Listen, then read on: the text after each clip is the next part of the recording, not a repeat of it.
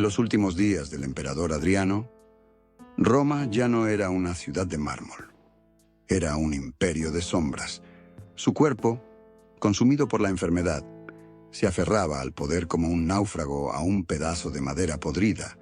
Desde su villa en Tívoli, rodeado de estatuas y estanques silenciosos, el emperador ordenaba sesiones privadas con astrólogos, filósofos y sacerdotes olvidados, pero no buscaba curación. Buscaba otra cosa. Adriano no temía a la muerte. La odiaba.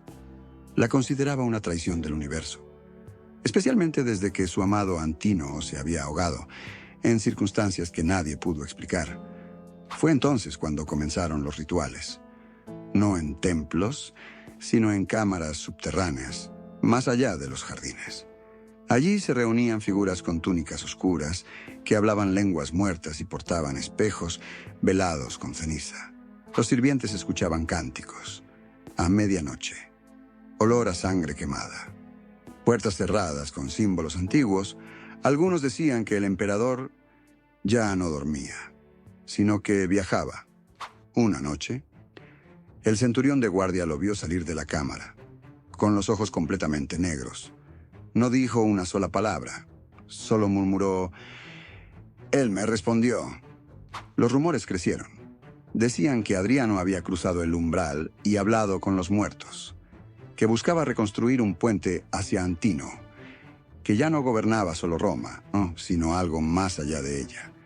Los senadores comenzaron a temerle, pero no por su poder político, sino por su mirada. Algo en él había cambiado, como si llevara algo en el cuerpo que no le pertenecía. Y entonces, sin explicación, ordenó la construcción de una biblioteca que nadie podía visitar. Una colección de textos que, según dijo, no pertenecían a este mundo, pero tampoco al siguiente. La villa de Adriano se convirtió en un santuario prohibido. Quien entraba a sus cámaras secretas no volvía a hablar. Algunos quedaban mudos, otros simplemente desaparecían. Los guardias sabían que era mejor no mirar demasiado. En esas noches, Adriano descendía a una sala subterránea, con paredes cubiertas de espejos ennegrecidos. Decían que eran espejos traídos de Egipto, pulidos con obsidiana y cenizas de los muertos. Un escriba que logró escapar aseguró haber visto al emperador frente a esos espejos con una daga en la mano, dibujando círculos con su propia sangre. No rezaba, dijo el escriba. Estaba negociando. Lo que buscaba no era poder ni gloria, era escuchar una voz perdida en el agua, una voz que el tiempo había arrancado de su lado. Cada noche Adriano preguntaba, y los espejos respondían. Pero las respuestas no eran suaves, no eran de Antino, eran gritos, carcajadas, lamentos de almas sin rostro. El emperador, dicen, lloraba sangre, y aún así, seguía. Una noche los sirvientes lo escucharon. No eran gritos, era una voz masculina, clara, que dijo: «Tu tiempo no es tuyo, Adriano. No lo olvides». Esa voz no venía de este mundo. Al día siguiente ordenó quemar un ala entera de la villa. No dejó rastro de los espejos, pero su mirada estaba diferente. Más fría, más vacía. Algo en él se había roto.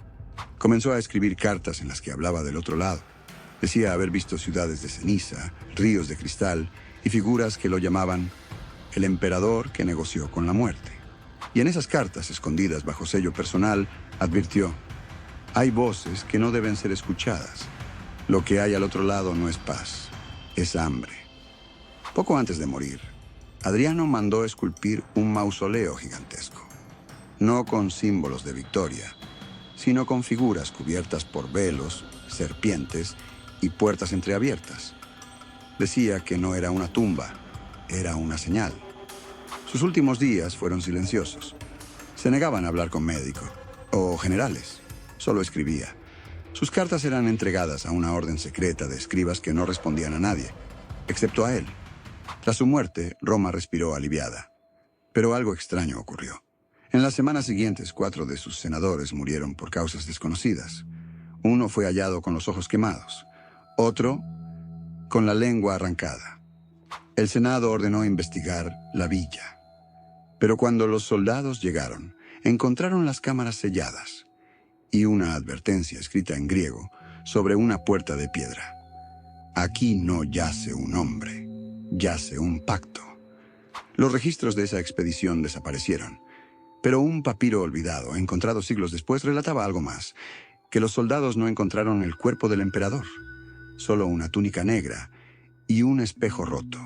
Durante siglos, todo rastro fue borrado. La biblioteca secreta fue desmantelada, el mausoleo sellado con mármol, y a los pocos que hablaban del emperador que cruzó el umbral, se les acusaba de locura. Pero algunos textos sobrevivieron, ocultos, fragmentados, enterrados en criptas bajo iglesias antiguas. En ellos, una frase se repetía: Adriano no murió, solo cambió de lugar. Hoy, en los túneles más profundos de la Villa Imperial, aún se escuchan pasos que no pertenecen a ningún guardia.